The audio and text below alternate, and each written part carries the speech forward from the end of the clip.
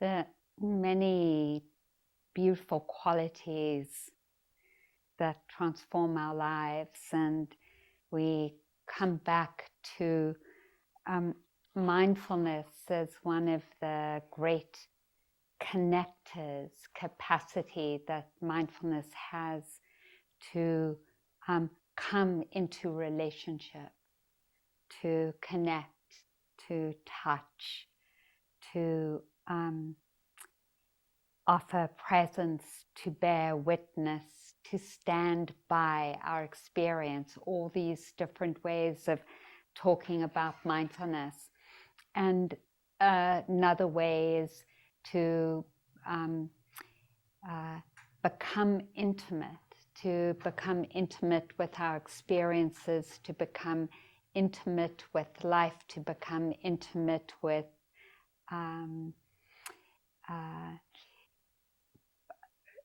all the things that constitute life, that life in its like real hugeness of its multitudes of expressions, both inside of us and outside of us. And I know that each one of us here in this room has experienced at one point or another the sweetness and the depth that happens when there is that presence and the touching of experience, of knowing, of the companionship that comes from this quality, and how this quality actually brings in, is the leader for, the Buddha says, along with faith, all the other beautiful qualities. And that one of these beautiful qualities that awareness brings along is patience. And as someone who is an aversive personality, patience has been one of the challenges in some areas of my life. And so I've really appreciated the time that I've taken today to highlight and lift up and contemplate how patience allows for the instability and imperfection of life to be held without opposition, without reactivity, without wanting things to be different. And that we could say that in the sweetness and the flow of mindfulness, of this bearing witness or companionship, of maybe it's also lovely to say the opposite, that in the absence of isolation and separateness, the opposite of that, comes this quality of patience that allows us to hang with all the different expressions of life without obstructing, without interrupting that intimacy of connection with life. That patience allows the continuity of that deep companionship that we all adore and yearn for, right? And so are fulfilled when it's present. And so mindfulness is one of is considered, and this is what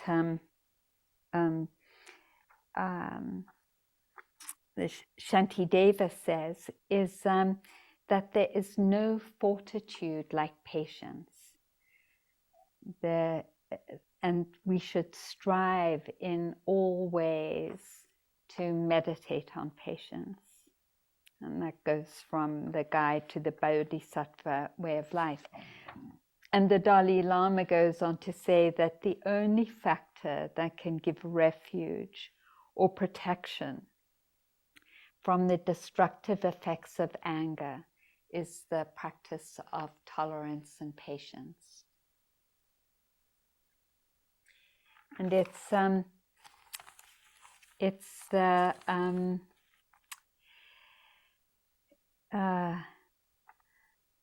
was one other. Oh, here's from the Dhammapada, one of the early writings of the Dharma, come from the Buddha's teachings. And it's whoever has patience as one's strength, as one mighty army, I call a Brahmin. So this beautiful quality that is described as in three particular ways. And the first is that it has the expression of non-opposition, and then of endurance or forbearance, and then of acceptance. And so non-opposition is the capacity to hold our humanity and other people's humanity in such a way that even when there's a difference, maybe even a big difference, maybe like a really difficult difference or challenge or obstruction or experience of pain, or whatever it is, that this quality allows us to stay connected and not to get lost in the reaction to whatever is going on. So I was thinking particularly of the new House of Representatives and the way my mind, when I read something that one of the Republican representatives had said, the way my mind went into a relationship of opposition. Like, it was definitely opposing the perspective of what this Republican representative said. And it was so lovely to catch it.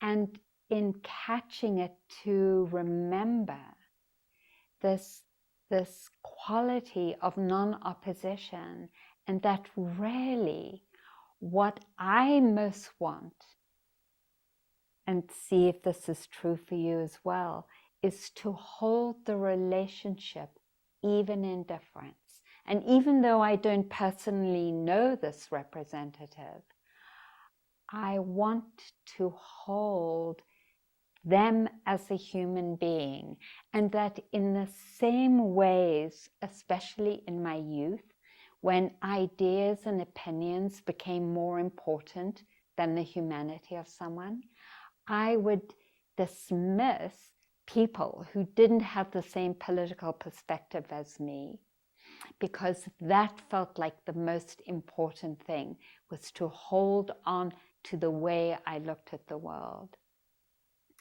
And so I would dismiss all kinds of people, even actually people who I was very close to, because I was in opposition and felt justified in being in opposition to them.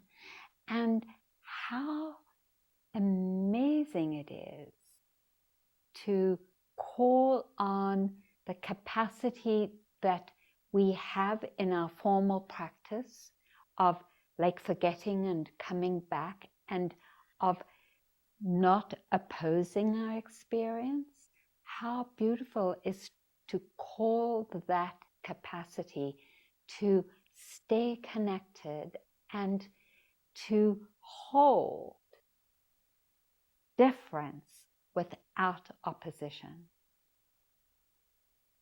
So patience has this beautiful quality of non-opposition, and so two examples come to mind. One that I love to quote is that the Dalai Lama had spent early on after his exile from Tibet going around to all kinds of countries to build support for Tibet and to see if there wasn't some kind of alliance he could build with other countries that would make it more difficult for China to take over and colonize Tibet. And he had come to the United States several times in that effort and had failed in getting support from President Bush. And yet, when he came to visit again in an interview with someone, he said, "Yes, I am about to meet with my dear friend, President Bush." And I loved that. It's such a beautiful capacity that we have in the light, not only of holding like a difference in perspective, but in holding the incredible implications of that difference in losing Tibet and the takeover of the country by so many millions of Chinese coming in. And yet the Dalai Lama said, "My friend, President Bush." That's the expression of patience, that capacity to be without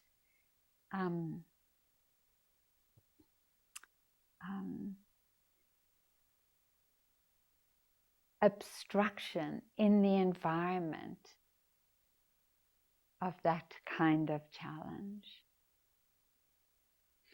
And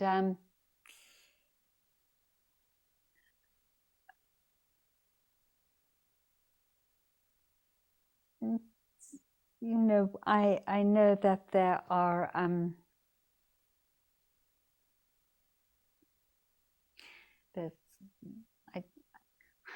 I think of the same stories over and over again. So now I'm just going to wait and see if another story comes up around this.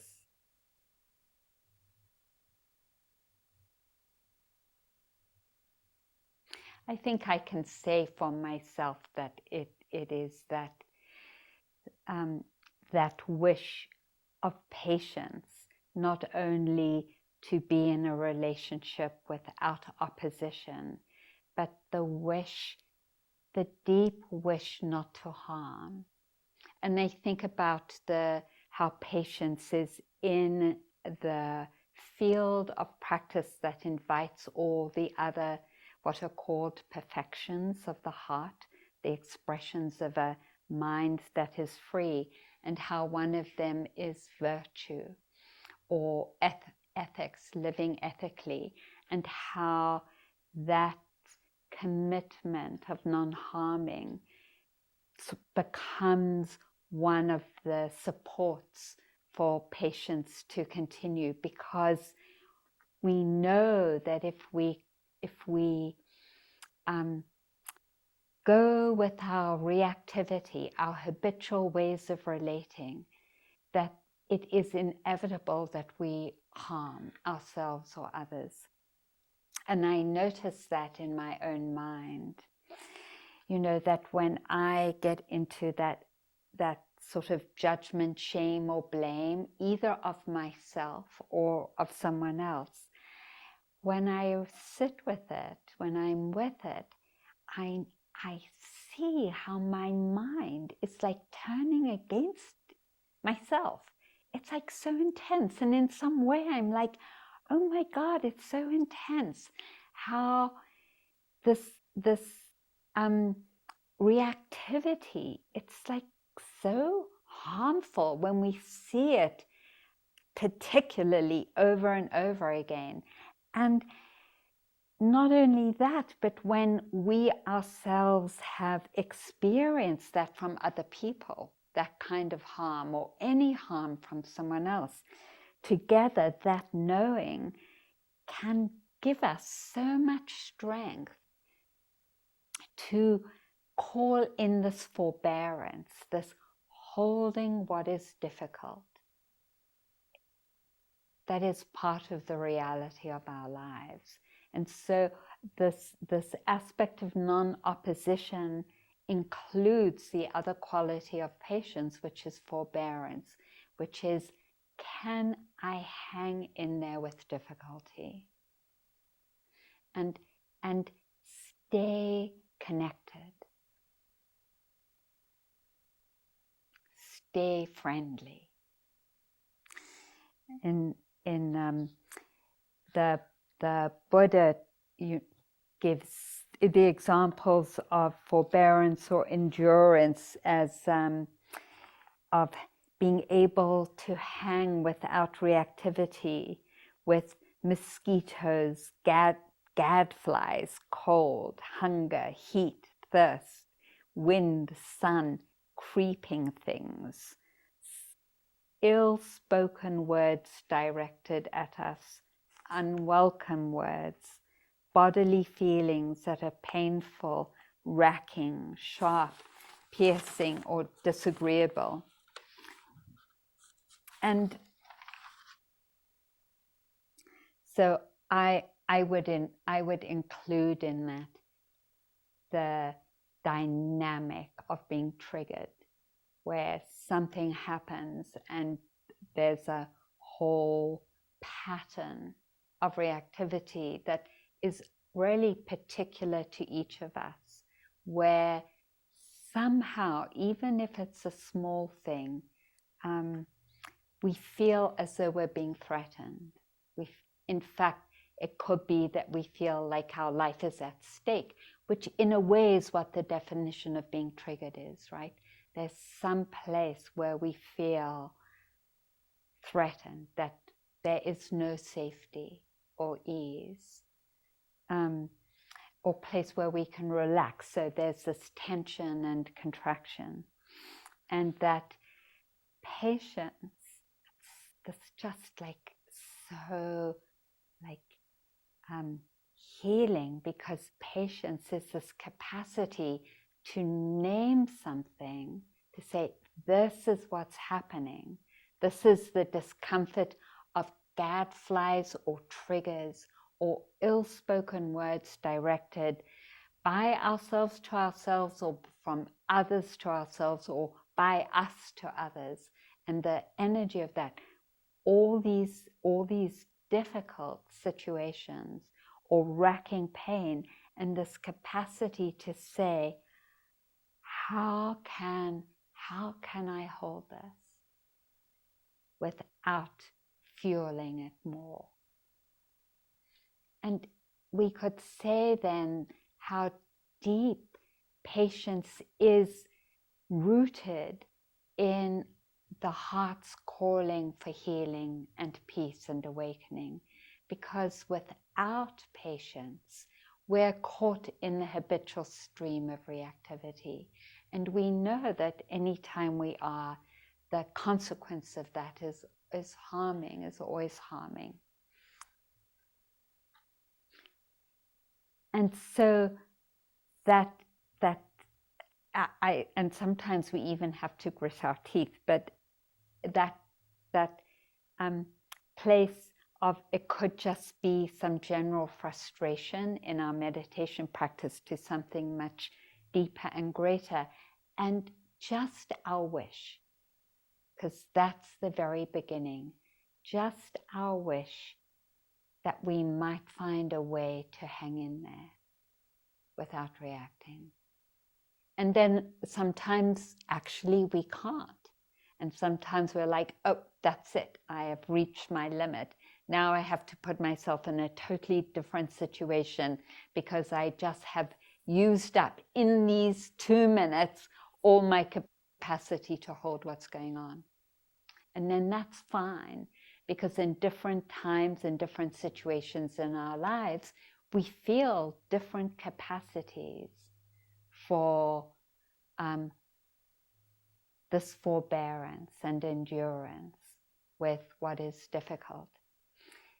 What is beautiful about the practice of patience is that we feel the wish to want to, even if it's not being able to come into being. We still want to. We orient towards it.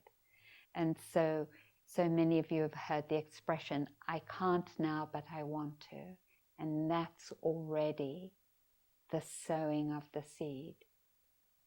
And that's, that's true of physical pain, like hanging in there, and then at some point, I can't do this anymore. I have to take a Tylenol or an Advil. But that wish, which is fine, that's still patience, but just the wish to hold the experience in with forbearance. And I think of sometimes, especially in the beginning of my meditation practice, but also any time, where I have resorted to counting back from 100 in French, because that's the only way I could stay in the meditation hall. French was a little better because it used more of my mind, but English was fine too, 100, 99, 98, 97. Sometimes to really capture my mind, I would have to imagine sheep. Like there was a sheep jumping over from one pen to another pen, and I'd be like 99, 98, 97. And the different ways that wish for forbearance calls in our effort and energy to strengthen through all these creative, our creative capacities.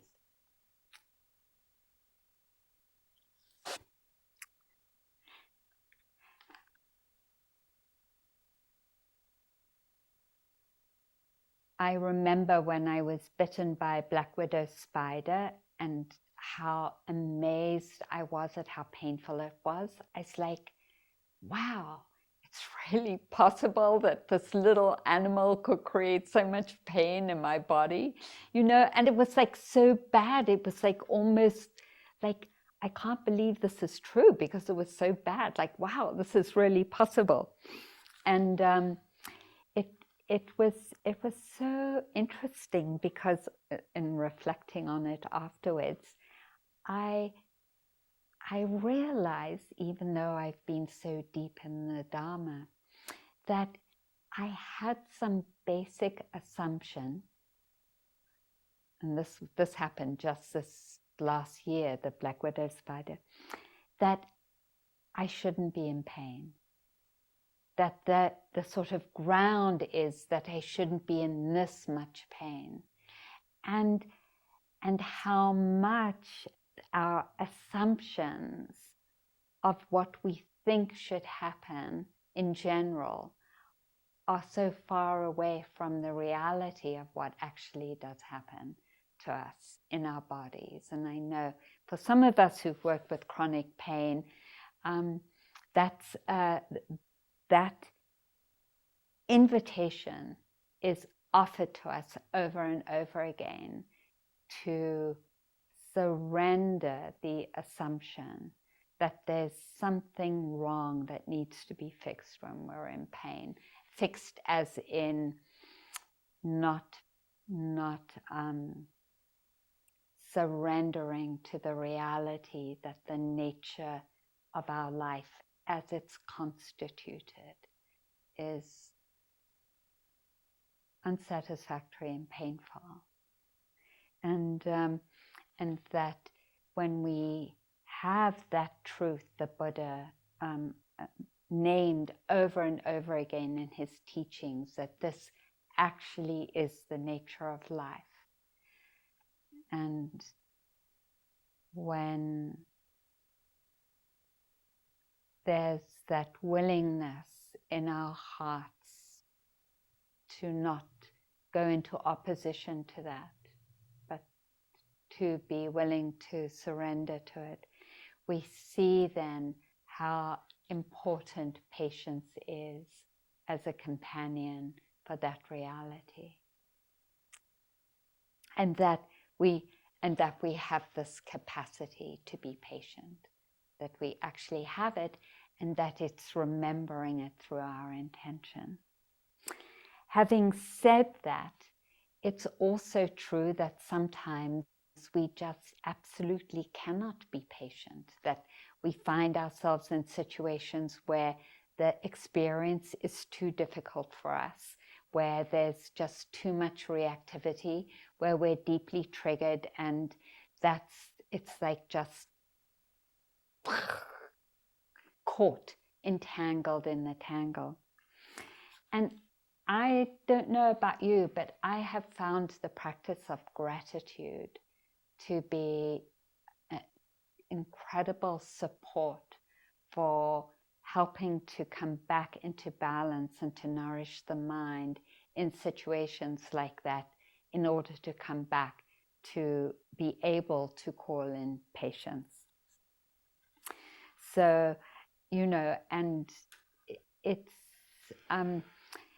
the practice of gratitude and the practice of joy, I feel like they're just really important antidotes to the incapacity to be patient, because no matter what's going on in our lives, there are always places, I know for all of us, where we feel tremendous amount of gratitude and where we can rest our minds in that gratitude, or contemplate them, or put ourselves in situations where we appreciate what our experience is.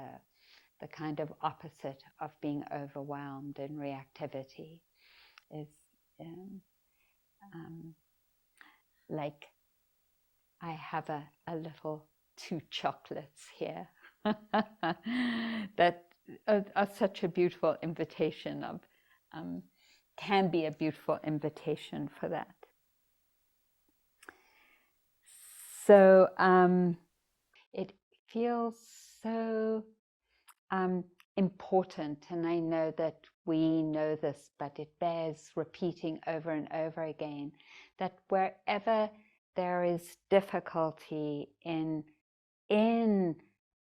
patience finding a space in our lives, it's because we haven't acknowledged directly our not wanting, or our wanting for something different, or our judgment, blame, and shame that is locking this experience into place.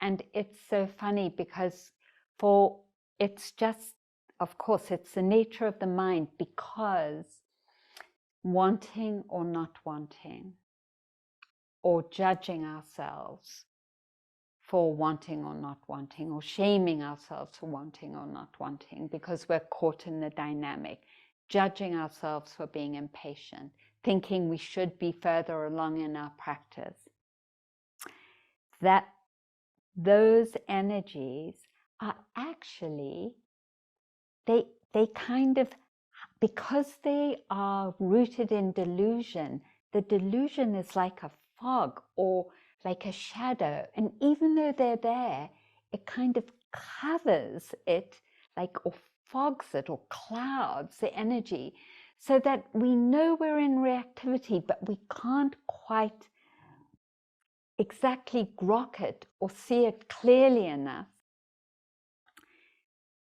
so that those energies begin to dissipate or unhook. And so I'm saying that because we know that when there's something that's extremely challenging, it's so useful to turn and see, am I judging myself for having this experience? Am I shaming or blaming myself in some way? Like some little river that I think I should be in a different place and I shouldn't be having this reaction. And to, like, just as a practice, to ask ourselves that over and over again. Like, you know, I've like quoted U Tejaniya, who would say over and over again, notice how you're relating to experience, and is there greed there? Is there clinging? Like, just to keep noticing. We could turn it around, which often we have done as a Sangha, and say, is there love in my mind? In this moment of reactivity, is there compassion in my mind for holding what's happening?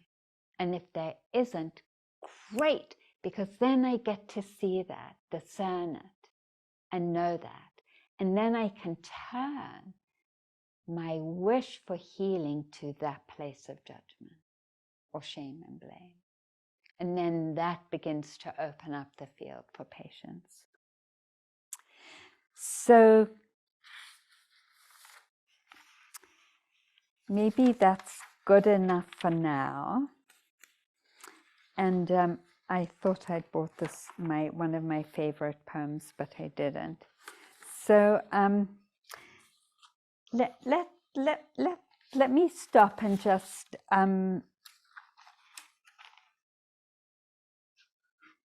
sorry, someone said making so much paper rustling. But let's just take a moment and contemplate this amazing energy and what's been brought up in our minds, how we're relating to the Buddha's invitation around patience.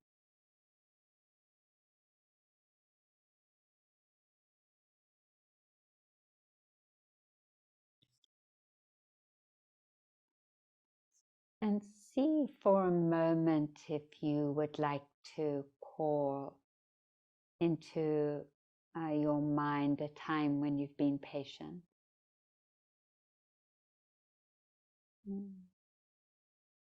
See how that feels.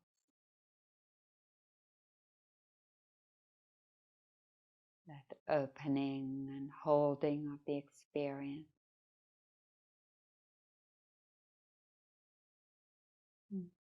Appreciating this quality that lived inside of you and that perhaps in this moment right now is living inside of you. This openness, forbearance, non-opposition,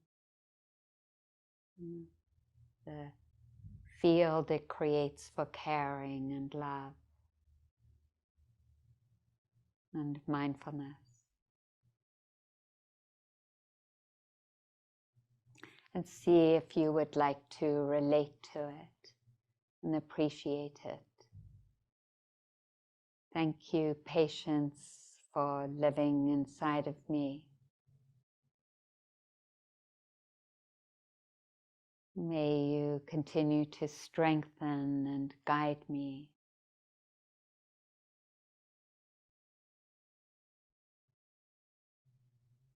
May you root deeply in my stream of consciousness. Protect me.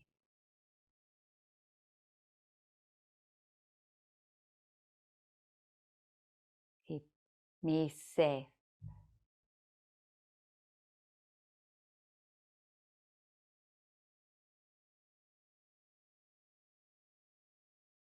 May you know that I want to support you, grow you.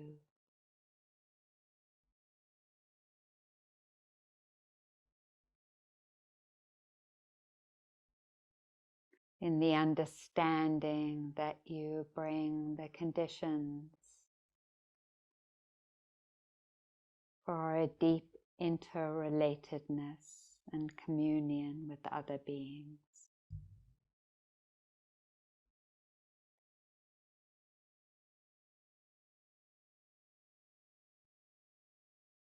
May I be patient with all the difficulties in my life.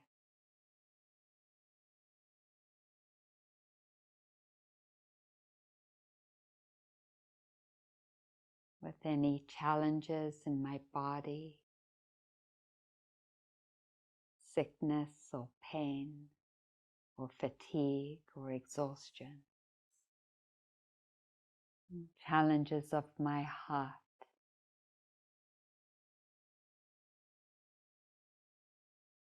May I be patient in my relationships, how I discern and interact in the world. May I be patient.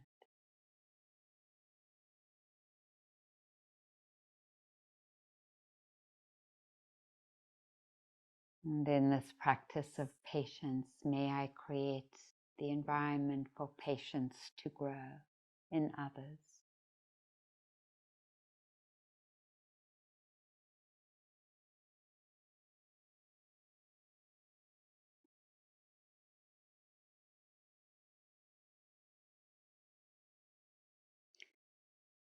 I appreciate my wishes and intentions.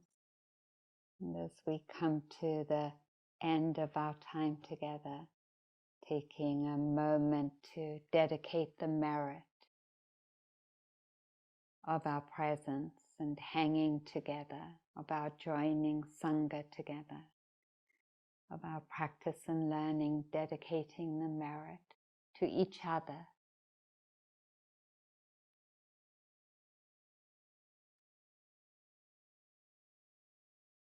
to all of life.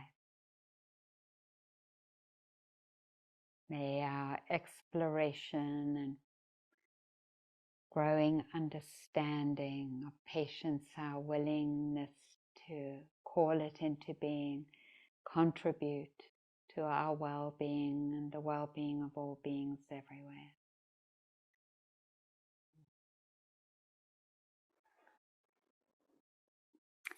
Sadhu, sadhu, sadhu.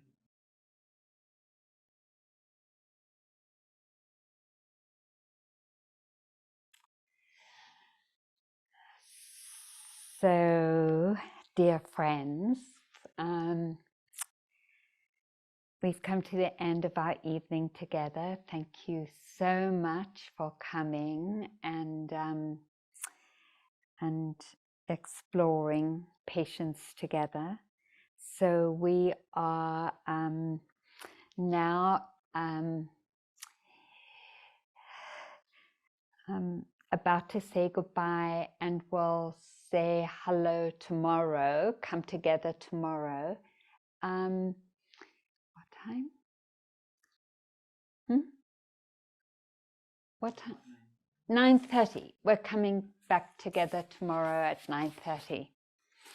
And so I just wanted to offer you the invitation to see if you could sustain a little bit of the energy of tonight into tomorrow morning as a way to sustain our practice, rather than have it two separate events like, oh, this is it and now that's the end of the retreat and then begin again on tomorrow at 9:30. Like, just somehow with your intention or orientation, sustain this wish and contemplation of being present, of being patient and kind.